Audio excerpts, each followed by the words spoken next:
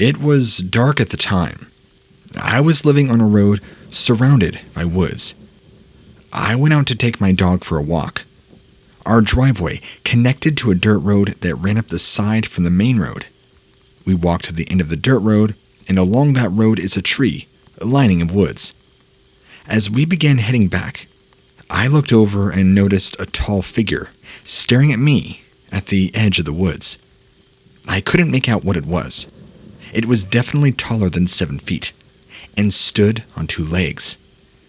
It had orangish eyes. I began walking back down the road towards my house when it would stop and look at me. I would walk some more. So would the thing, and then once I stopped, it too stopped and looked at me.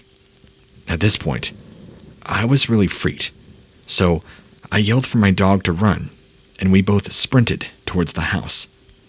When I finally got inside, I looked down our driveway, and across the road at the tree line, the figure was still there, staring at me.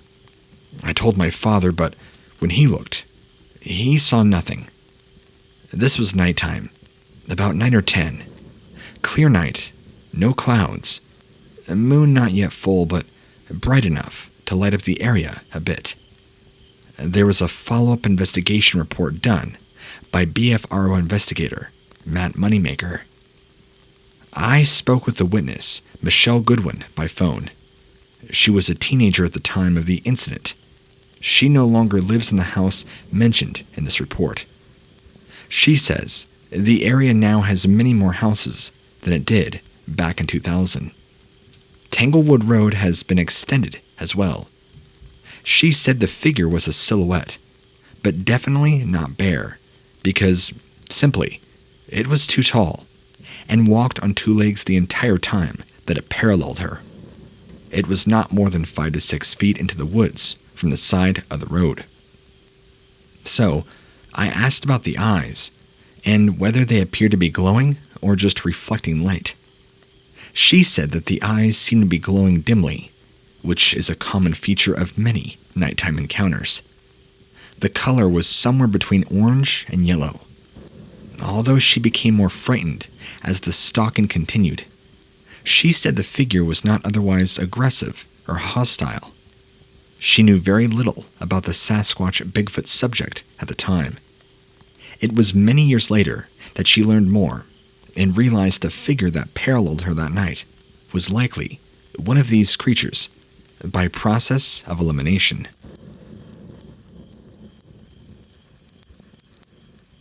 My name is Alan Y, and on about mid-November 2012, I had a very unusual experience that at first kept me very mixed up, but always stayed in my mind until I began doing thorough research. It was about 2 or 3 a.m. in the morning. I awoke to go outside and have a cigarette. The area of the town of Bath, New York, is semi-rugged, with hundreds of huge foothills. There is a vast amount of forest, lakes, ponds, wildlife, and many state parks. In fact, much of the land is posted no hunting. The hills are super steep, so climbing or hiking is difficult. We rented the full basement apartment of a home. Our entryway was in the back of the semi-underground home. There was a deck over our entryway. I am an ex-U.S. Army Intel, special tasking veteran who served in Central America and the Middle East. I'm telling you this because I'm a trained observer and weigh out everything I could see. I am super aware of my surroundings. That morning, I went outside, lit up a cigarette. It was very dark this night, and pretty cool. Deer would constantly wander through, and many times, I could be 10 feet from a deer and be silent, so as not to spook them. As I lit up my smoke, some movement caught my attention, about roughly 140 yards directly in front of me to the east. A cinnamon brownish-colored figure was pacing back and forth over and over. On each side of this clear cut, there's a couple of homes. This thing was at the far end by the next tree line, pacing back and forth, moving towards the last home and back again, moving approximately north to south, then back the other way. It was moving erratically, pacing back and forth like it was confused or undecided if it wanted to go closer to the home. At first, I looked. I thought it was a drunk person, but in all the years I've lived, I've never seen anybody out there. As I watched, what really caught my attention was that it looked like it was floating across the ground, as there was absolutely no head bob at all. The ground rose between myself and this entity and went back down in its side, so I could not see the lower legs good. It kept on pacing back and forth for about 3 minutes. At the position I was under the deck, in the shadows, I was not observed by this creature. I'm not afraid of too much, but for some reason, the hairs stood up on the back of my neck, and I got into what I call combat mode. I wanted to bellow out at this entity, but something said not to do that. Around 3 to 4 minutes of this pacing, I turned my head for a second and it was gone. I got a fearful sense of where this thing went and had a feeling it might try to flank me around the two homes. So I went into the house and awakened my wife, said, "There's something weird out there." I did not think Bigfoot right away, because it was not the Patty type that I had seen on the film. I also thought that they're in the Northwest, not really here in the New York State. It was, I believe, 6 to 7 feet tall, a slimmer build, white on top and slimmer than Patty, more like a fine-tuned athlete than a bodybuilder, long arms and an awfully long shaggy head of hair, which stood out to me. Very weird. The reason I even saw it was because there was a light on that home as he was pacing towards it that lit it up in some of the area. Upon seeing it after the fact, I realized that there was a hedgerow running parallel to it and a large ravine behind that ran into the woods. Across from this property was a road, a couple mobile homes, then very steep wooded foothills. For years, this has always baffled me, and I cannot get this out of my mind, until I visited the BFRO and seen at least 6 reports entirely around my area. A follow-up investigation report was done by BFRO investigator Matt Moneymaker. I spoke with this witness by phone. He is who he says he is, a retired Army vet. He is very credible. The main question with this report is whether he misidentified a human at that distance, 140 yards. One test that anybody can do in these circumstances is to open the phone app, Google Earth, zoom in on your own street or wherever you have a view for at least a block. Use the ruler function to set a point where you are standing, then measure to a point 420 feet away. At 420 feet, you would be able to see an illuminated figure well enough to see if it's a bear, or if it's wearing clothes or appears to be covered in fur. During the conversation, he mentioned that the face appeared to be a slightly lighter color of skin than the cinnamon brown hair. But beyond that, he could not really discern facial details. Check that yourself at 420 feet. Can you see if a person's face is lighter color than hair? But not much more. The creature was 30 to 40 feet from the nearest house. It was illuminated by a light in back of the house. It was pacing back and forth from a 20 to 25 feet span, and it had very smooth gait when pacing. He said that it had shaggy, twisted sister hair. A deep ravine was right behind where it was pacing. Lots of deer coming around these houses at night. Most land around there is posted no hunting. He could only see the figure from the hips up. Below that, it was obscured by rise in ground between him and spot where it was pacing. There was no snow on the ground at the time. My 20-year-old stepdaughter here had a visual sighting just the other night in Ashland, Ohio. The date was April 24th, 2021. It was about midnight, and she had left a 24-hour gym that has woods behind it. She saw a gray, over 7-foot-tall creature after hearing a twig snap. She stated that it was way too large to be human, and it moved way too fast. She called us from the local Bob Evans parking lot in tears, asking for us to come drive her home. She was so shook up. It was a terrifying experience for her. I went and, of course, inspected the area briefly the next day. I found many old deer tracks, but no imprints of the creature she saw. I am not a hunter or a tracker, and only spent 10 minutes in the area. She is one person I would consider an extremely reliable witness. She is a very responsible college student that is very moral and truthful. She does not drink or take drugs. A follow-up investigation report was done by BFRO investigator Matt Moneymaker. I spoke with the father and later the witness herself. They are both credible. This is not a hoax. It happened less than a week ago from the time of this very posting. Before calling the father of the witness, I had figured out the location and examined aerial photos of the surrounding landscape on Google Maps and Bing Maps. There are open fields nearby, and a large swamp 100 yards or so north of the patch of woods, but also some businesses nearby, including a Motel 6. That made me somewhat doubtful at first, but this is the very edge of town, not in the middle. The relative lack of contiguous tree coverage in the general area, compared to most sighting areas, also made me doubtful before I spoke with the witness and her father. I spoke with the father first. He is a pastor and high school teacher in Mansfield. He mentioned to me that there were lots of deer tracks and exposed patches of ground around that parcel of woods when he went to investigate the site, the same day after his daughter's sighting. Deer tracks are likely still visible around there. So I spoke with the daughter later in the day. She is very credible.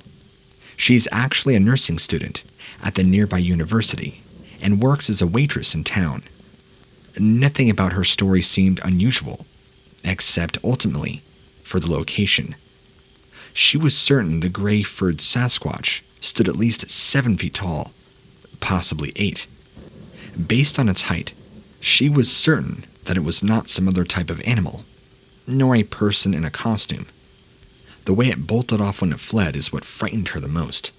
It was very fast. As she walked out of the gym around midnight and turned to her right in the direction of her vehicle, she was walking in the direction of the tree line. She heard the crack of a twig breaking, looked up in time to see the creature turning to run back into the woods, about 30 yards away from her. Illuminated by the lighting for the brand new parking lot, it ran back into the woods at an angle to the right, and was very quickly obscured from her view by the corner of the gym building. She only saw the side view of it as it ran, with very large arms swinging. She said she most likely would not have noticed it at all, but for the noise of the twigs snapping, which she assumed was caused by the creature standing on wood debris. There were no other vehicles parked on that side of the building, and no vehicles driving on the road within view. Whichever way that deer would use to access the island of woods behind the warehouse gym is likely the same pathway that Sasquatch would have used. If deer or Sasquatch came to those woods from the north, then there is only 100 yards of exposed field to cross in the dark before reaching a large swampy area connected to the fork of the Mohican River. So, the location is more plausible for a Sasquatch than it appears at first in aerial photos. The key element is the presence of deer. That shows that there is both a pathway and a reason for a Sasquatch to approach the edge of the development late at night. The swampy zone directly to the north is a good area to look around right now. A specific place to look around for tracks would be where the swampy zone and the fork passes underneath the 71 freeway.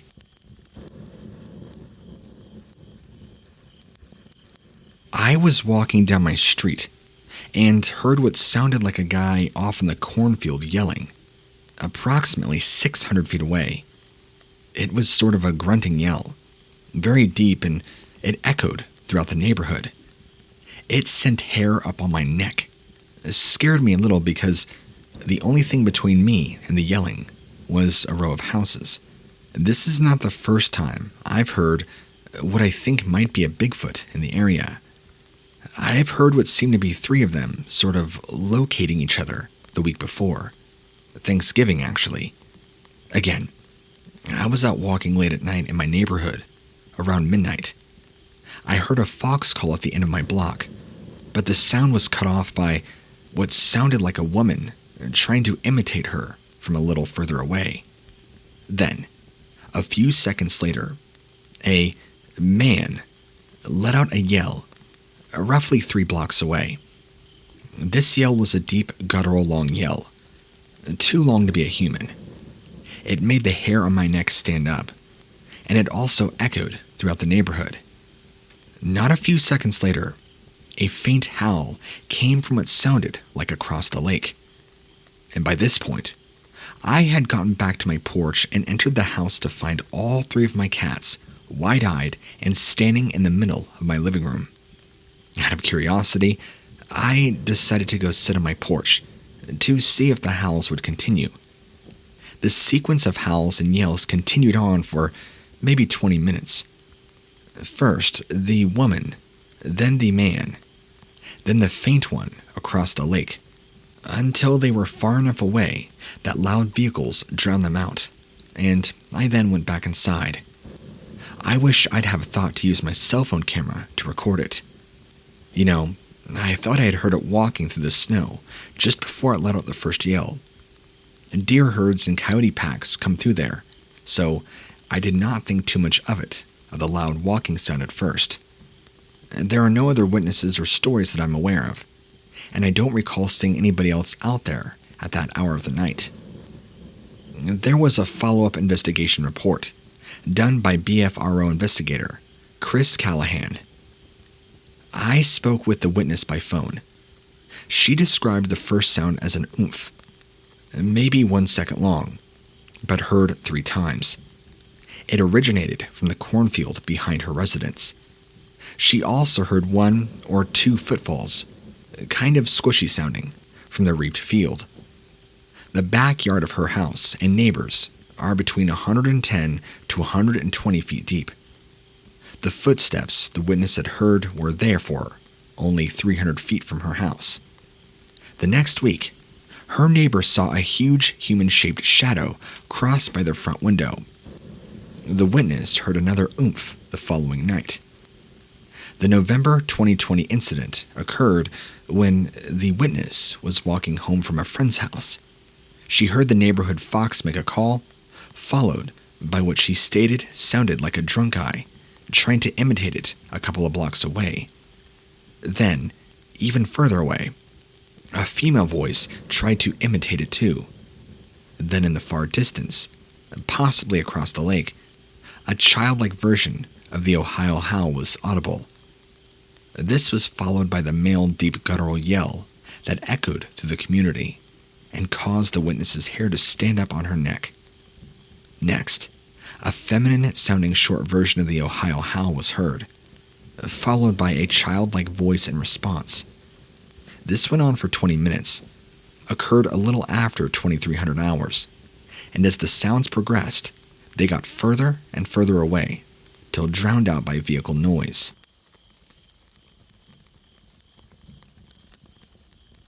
When I lived in northwest Oklahoma City, I would frequently take evening walks at Stinchcombe Wildlife Refuge.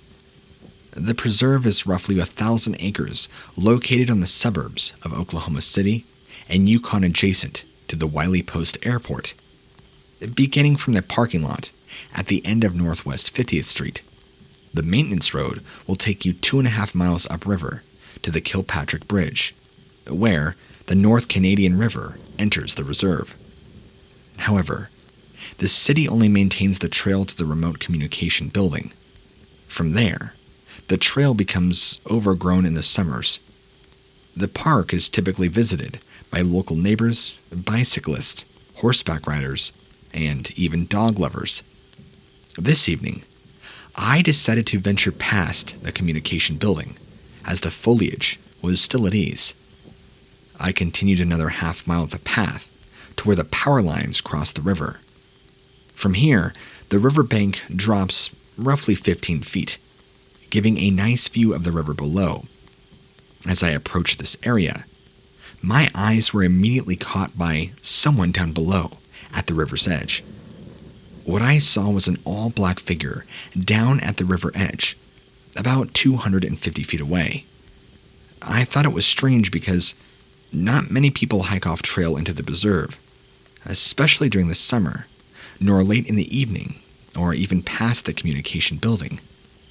As I watched this man down at the riverbank, I began to notice subtle detail, like golden red hair in the sunset. I also did not notice any distinct clothing, but hair alone. At this moment, I remember just being very confused to what I was seeing. Whoever was down at the river began to walk inland, using its arms to move the reed bushes. I saw its long hair dangling from its arm, shoulder to hand. It's a Bigfoot, I thought. I immediately began to reach for my phone, without taking my eyes off this thing. That is when it noticed me. What terrified me the most was not being able to make out any details of the face as we made eye contact. That is when I ran. And I continued to run until I met a couple with their dog back at the communication building. I will never forget the look of confusion on their faces when I came sprinting around the corner. I wanted to tell them about my experience, but I continued to run as I thought they would not believe me. The following day, I returned to look for footprints, but was unable to venture into the overgrown foliage. That experience was not enough to scare me away completely. Instead, I was now just more cautious of the time of day and surroundings. I continued to exercise at Stinchcombe until I moved to Arizona in July of 2019. I have been told by my coworker, as he knows I frequently walk the trails.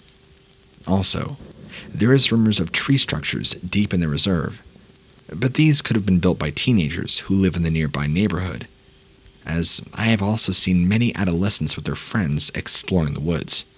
Kind of hard to say. But one thing I should note, this week I saw a homeless man making a camp in the woods. Her hair was so messy, so initially I thought this was her at first. However, this was 1 mile downriver from where I saw the creature. A follow-up investigation report was done by BFRO investigator Matt Moneymaker. I spoke with the witness, Chase Collins, by phone. He now lives in Arizona and works as a night auditor at a local resort. He lived in Oklahoma City for a year or so and would walk along the same trail once or twice per week. He would never walk as far as he did on this occasion because, beyond a certain point, the road was not maintained and was very, very overgrown. As he stated in his report, he estimates his distance was 250 feet or so from the figure. He watched it for maybe 10 to 15 seconds before reaching for his phone to take photos. The figure was already moving quickly into thicker brush by the time he got his phone in position. He was very certain that it was covered with dark fur and had reddish-brown tinges on the edges. The fur was hanging down from its arms as it was parting the reeds to move back into the woods, away from the riverbank.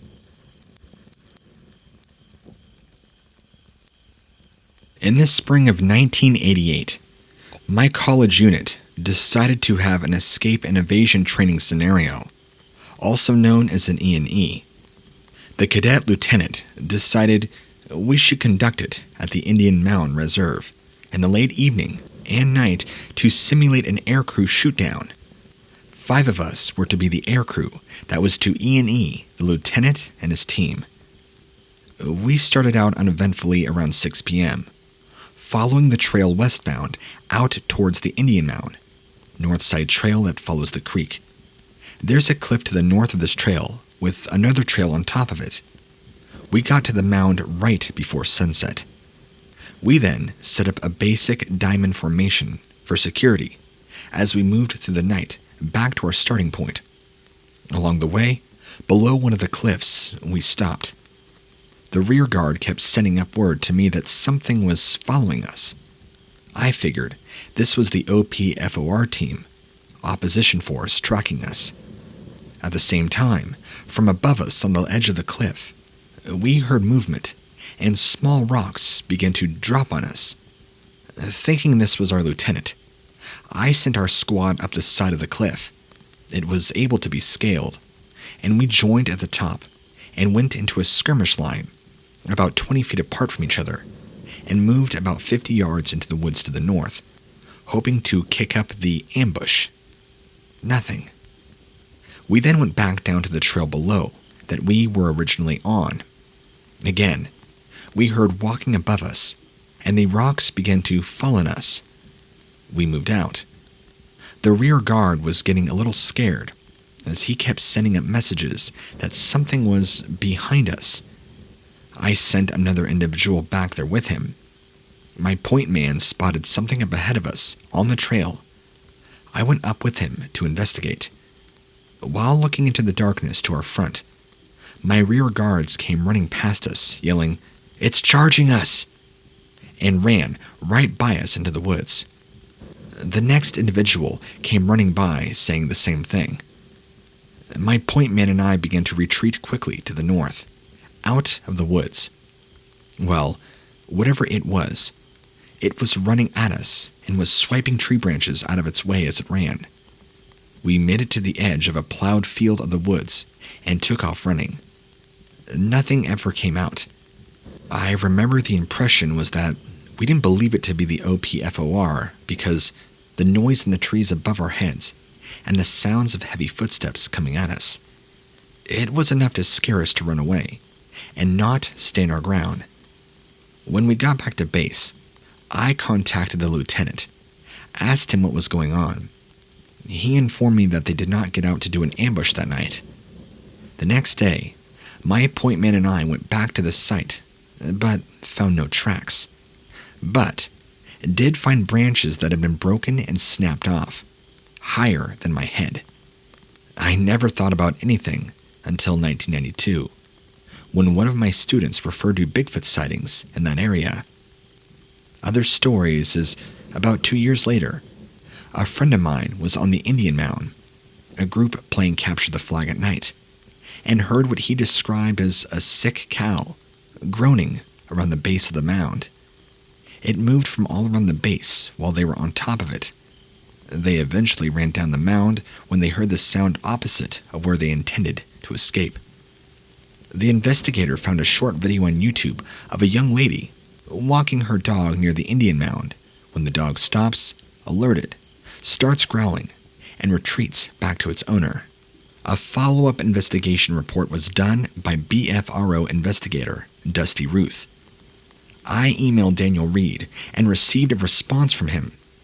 I had to interview Daniel via the phone, April 19th, 2018, because he had moved to northern Ohio since the report. Daniel stated that the incident occurred in May of 1988. He was leading a platoon of ROTC members from Cedarville College on a night-op mission at Peterson Park, located on Route 42.